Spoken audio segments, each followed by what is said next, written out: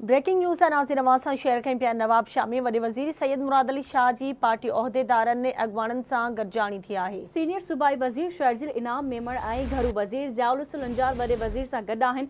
अली हसन ज़रदारी, मुकेश कुमार चावला, सईद गनी, नासिर हुसैन शाह ॿिया बि गॾिजाणी में मौजूद आहिनि।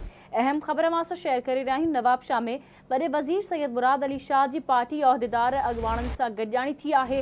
सीनियर सूबाई वज़ीर शर्जिल इनाम मेमण ऐं घरू वज़ीर ज़ियाउल लंजार वॾे वज़ीर सां गॾु आहिनि। अली हसन ज़रदारी, मुकेश कुमार चावला, सईद गनी, नासिर हुसैन शाह ॿिया बि गॾिजाणी में मौजूद आहिनि।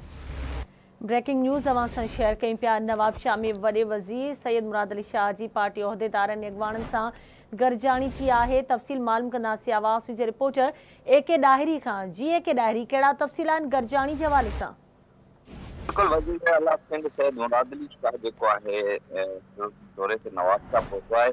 नवाब शाह पहुचण ते जेको आहे हुन अॼु जेका पीपल्स पार्टी जे डिवीज़न शहीद बेनज़ीराबाद जी जेको आहे उहिदेदारनि ऐं अॻवाननि सां पिणु जेको आहे हिकु नवाब शाह जे निजी शादी हाल में जेको आहे मीटिंग कई आहे। उन दौरान सां गॾु जेको आहे सूबाई वज़ीर सीनियर सूबाई वज़ीर शर्जिल इनाम मेमण ऐं सूबाई वज़ीर दाख़िला ज़ियाउल हसन लंजार, सूबाई वज़ीर सिहत डॉक्टर अशरफ फज़ल टिटो, सूबाई वज़ीर जेल खाना जात अली हसन ज़रदारी, सूबाई वज़ीर नासिर हुसैन शाह ऐं सूबाई वज़ीर जेको आहे सईद गनी ऐं मुकेश कुमार चावला ऐं सेनेटर वकार मेहदी मौजूद आहिनि।